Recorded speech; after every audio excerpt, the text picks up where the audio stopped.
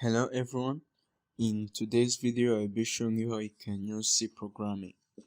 C is a general purpose computer programming language supporting structured programming like C, core variables, scope, and recursion with a static type system. By design, C provides constructs that map efficiently to typical machine instructions. So basically here what I will be showing you is just the basics of C, because C is not too different from C++, but here's how we can do it. So let's start. First of all, you're going to go to the search box, then you're going to write dev C++, because this is the, I can say, like the source editor that we are going to use in order to write our program in C. Dev C++ can also write programs in C++. So if you don't have it, you can download it for free by typing in the Google search for Dev C++, then you find it.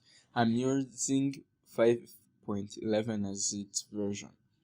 So if you have it and you have opened it, you should have this kind of interface. So now you can click or press on the Control N on your keyboard to start a new project, or you can go to the file, and then you're going to see where it's written new, then go to source file, then you're going to click on it.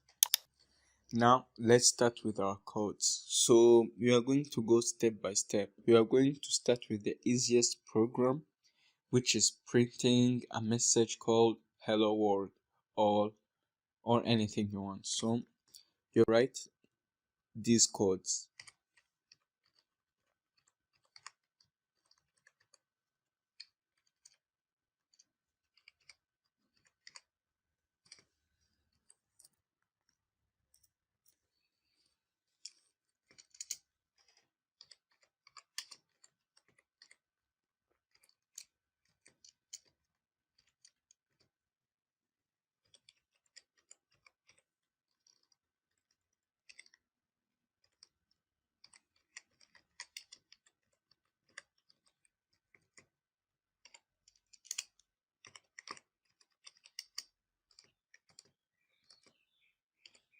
So let me explain a little bit on the program.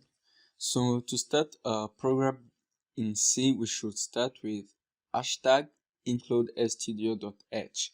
Then we'll put in the main function. Then we shall write, to print anything, we shall write printf. Then the message you want, semicolon. To end our program, we write return 0 as it's also in C++. So now all we have to do is to click right here, or you can click on your keyboard on the key F11 to compile and run the program. Now we shall write any name we want. For example, let me say example, and then it will be stored on my desktop. Then we are going to save it and then run it.